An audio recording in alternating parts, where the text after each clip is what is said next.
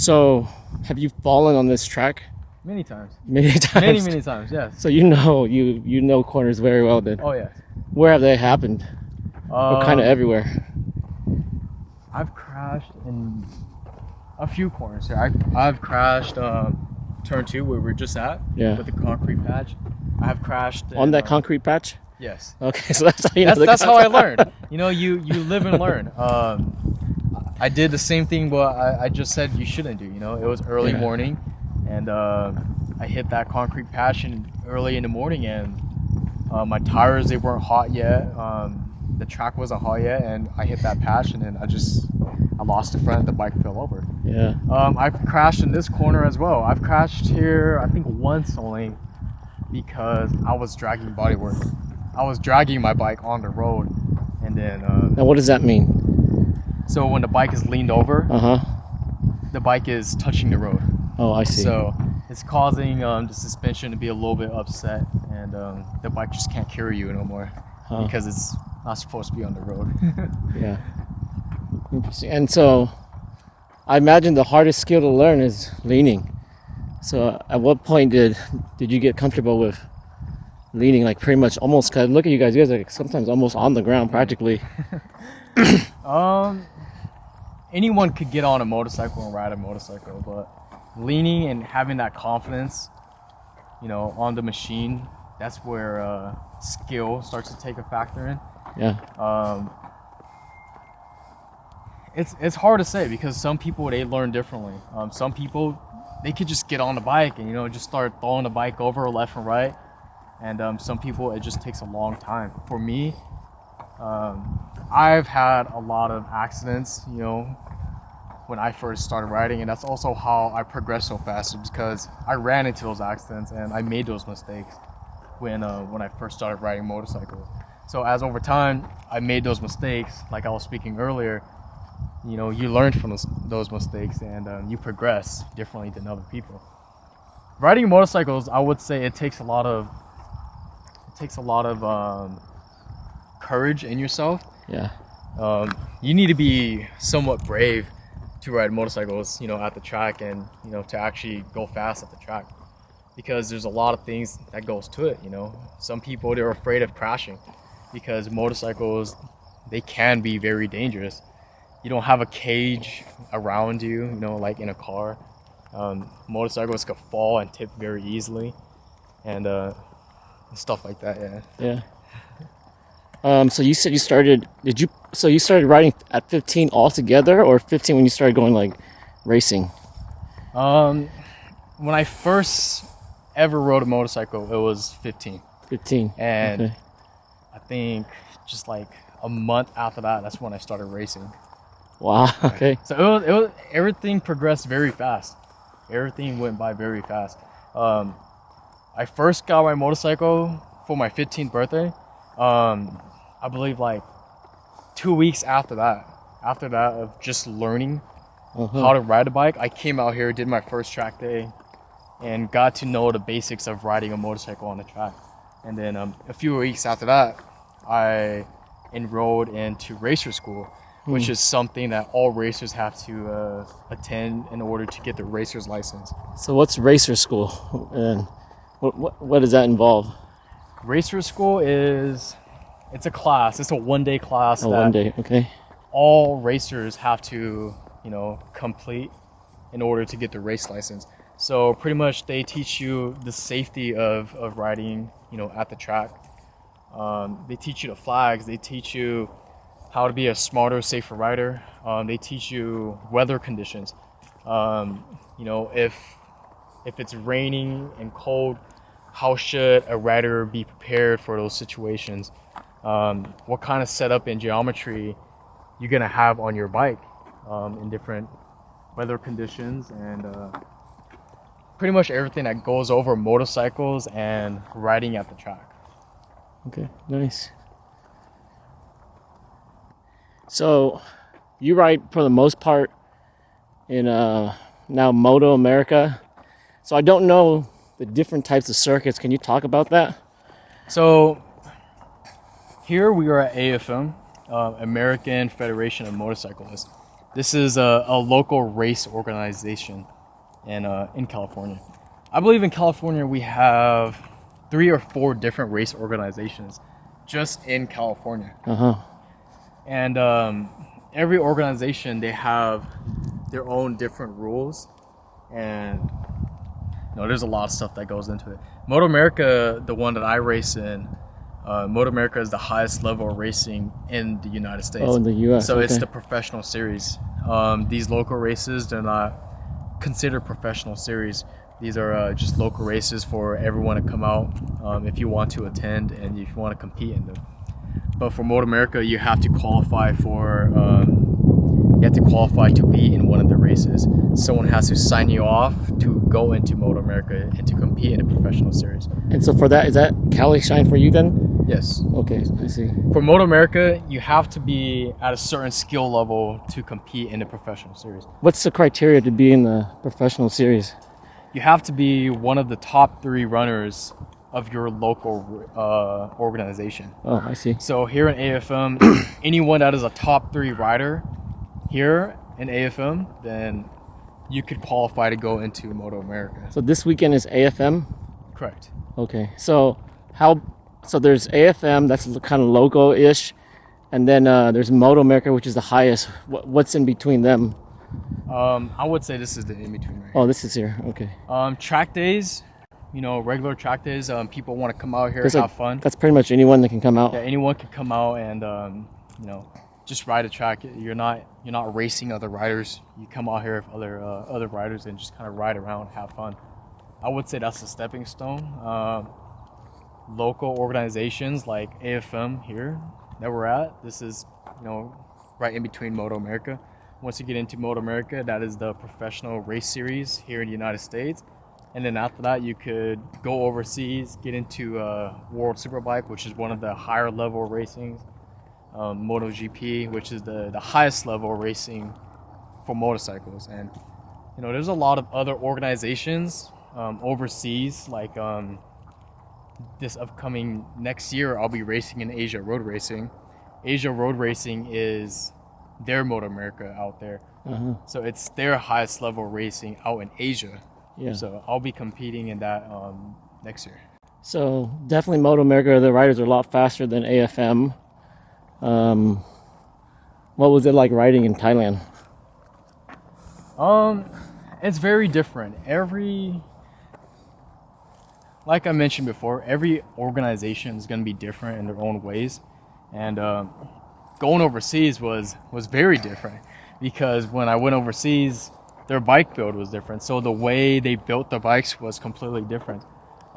Their riding style out there is different. Can you explain, what do you mean by their build is different? Their rules and regulations of how they could build the bike is completely different than less what we rules can do here. Or more? Less rules? Less rules. Yeah. So their bikes were like crazy fast. Like I've never seen a Ninja 400, the bike that I race on. I've never seen a Ninja 400 go that fast before, because out there in Thailand, where I was racing last year, their rules they're very different. They have rules where you could open up the motor and do motor work. That was all okay. Yeah, so all of that is it's very, very new to us here, and So there's no circuit here in the States that really allows you to do that? No. Oh, okay, interesting. So the only way you would be proficient, like normal, on a normal basis, if they sent you one of those bikes? Yes. So here in the United States, we our race organizations, they like to keep it very fair with everyone. So they want you to have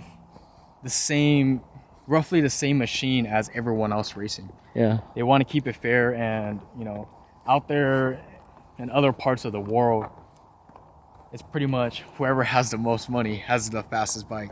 Yeah, interesting. So, a lot of the factory teams out there, like factory Yamaha, factory Honda, and factory Kawasaki, they're factory teams. They have a lot of factory support behind them, so they got the best machines on the grid.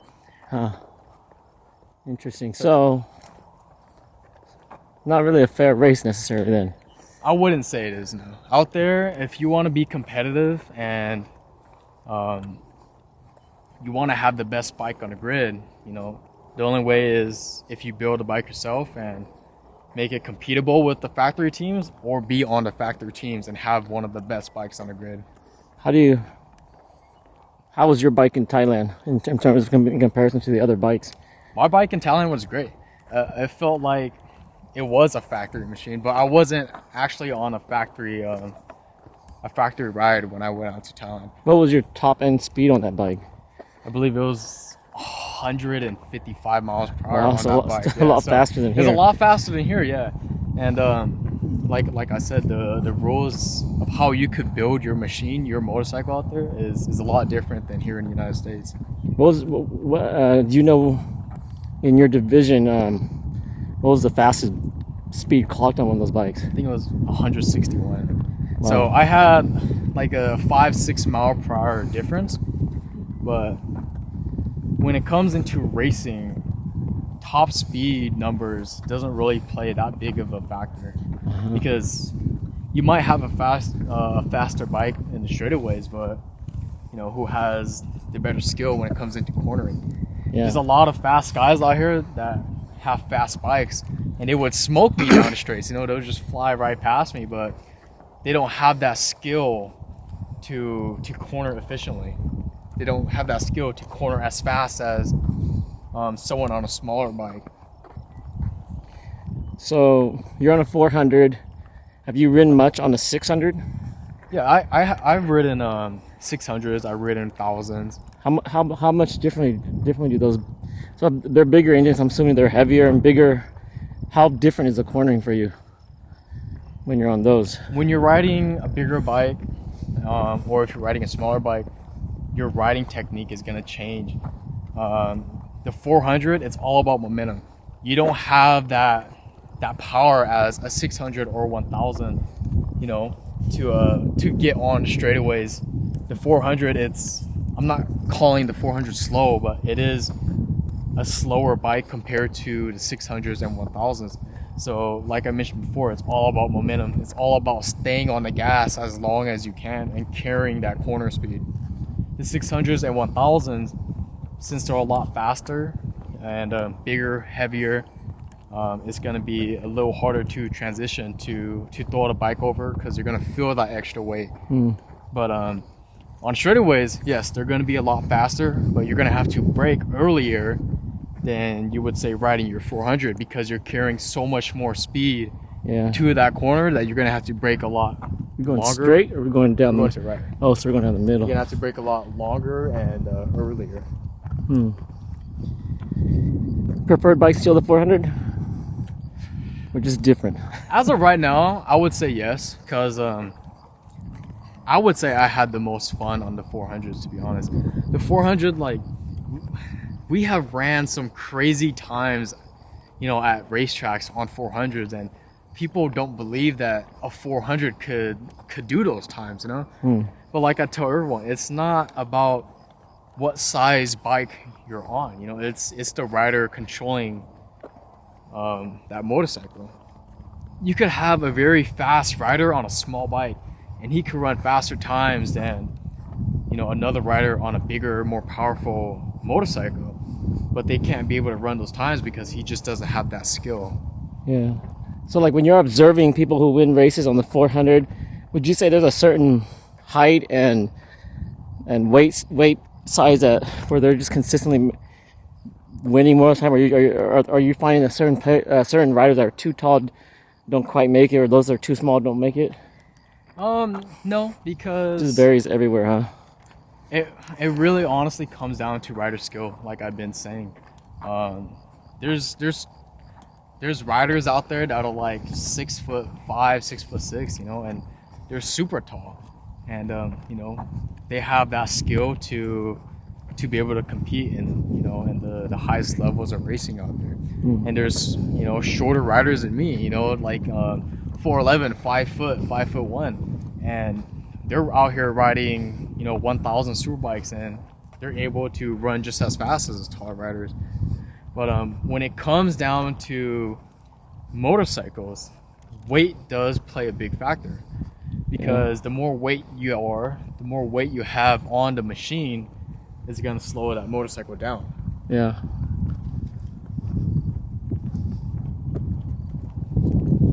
Very nice. And so you said you do this track here. Your best time was a little over 153. 153.9, yes. Wow. So that is the lap record here at Buttonwillow. For 400. Yes.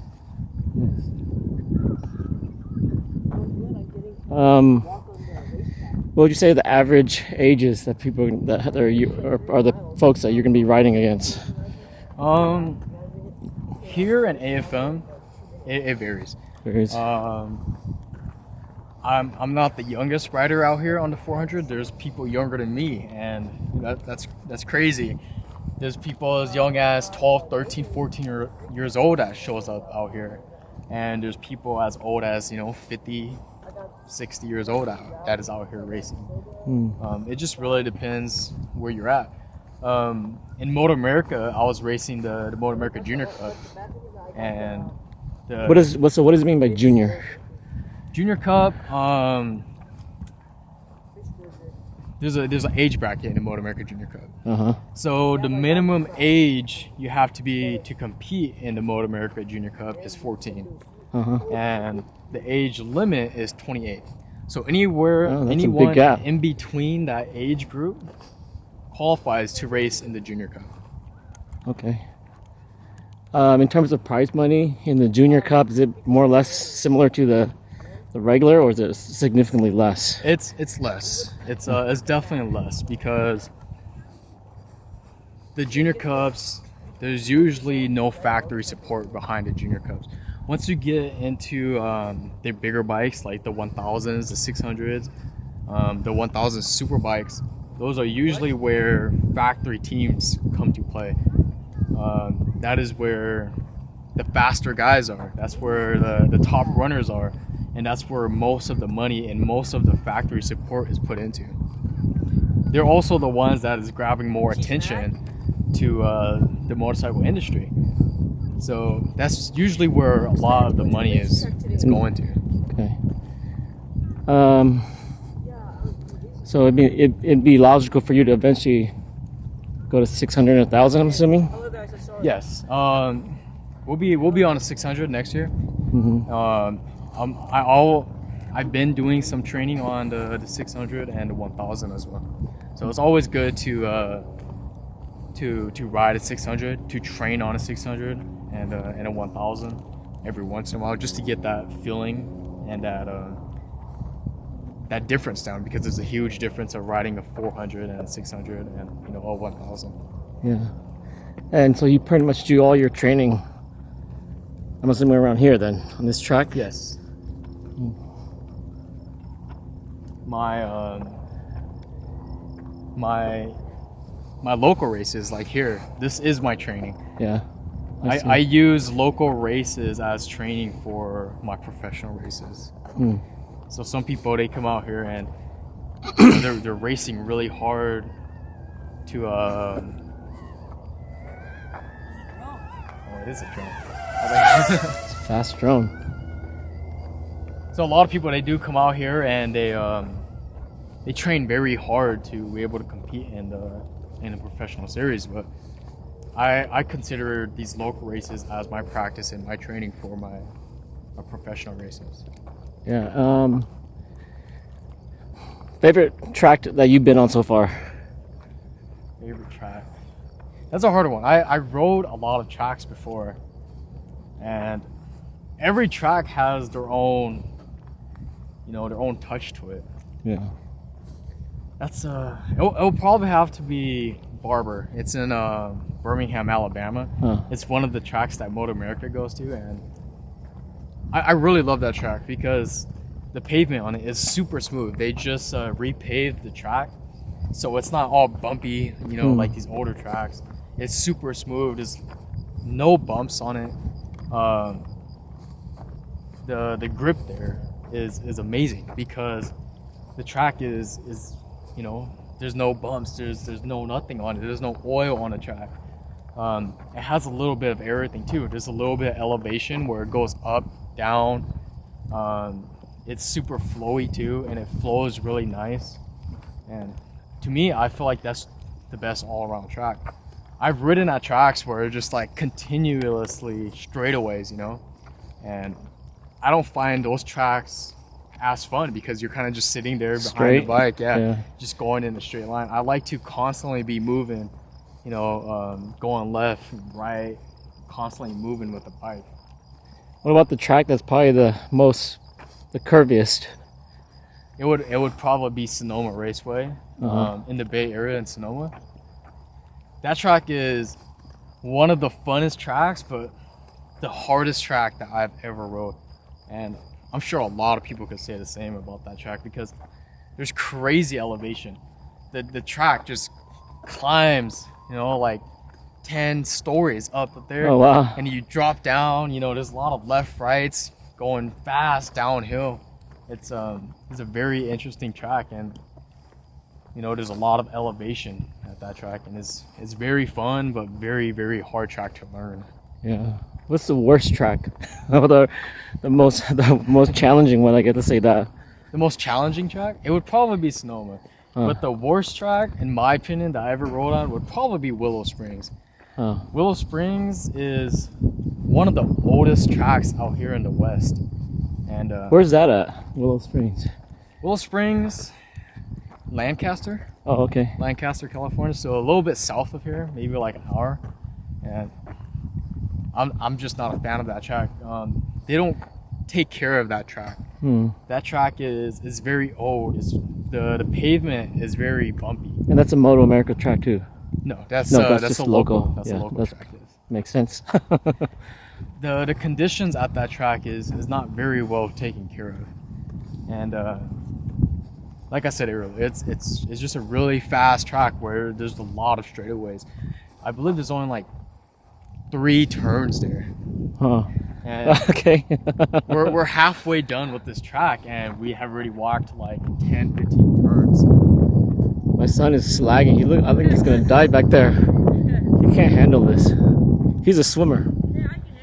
He's a swimmer, so he's not used to walking. This turn right here, this is the fastest turn at the track. Right? Oh, right here. This is the fastest turn. So this turn on our 400s is about 120 miles per hour. Wow, right here. It's pretty straight. It's you go here. It's pretty straight. There's a lot of camber to this track. You can kind of see how the track curves down, so it's not completely flat. Yeah. It's just a long right-hand banking turn. This is also one of the more dangerous tracks because there also has been a lot of riders that has ran off the track. Oh, going too fast, huh? A little too fast, and you don't have that much room. There's about a fence. There's a fence in about like 50, 60 yards from here. Are you talking about that from experience? I've never ran off right here, but yes, I have crashed in this corner before. But you know, some riders they come too fast, and you know, they end up going off to the track and end up hitting a fence. You know, well, that's quite a bit far away. It is, but when you're going 120 100 plus miles per hour in the dirt, there's not much you could do.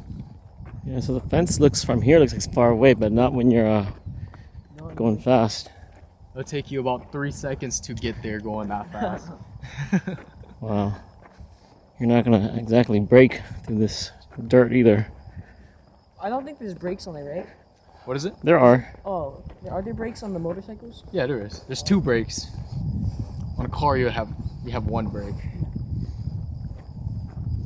So is it like pretty much like a bicycle, the front and back? Yeah, left and right, brake, and you got a rear brake. Yeah. Righty rear.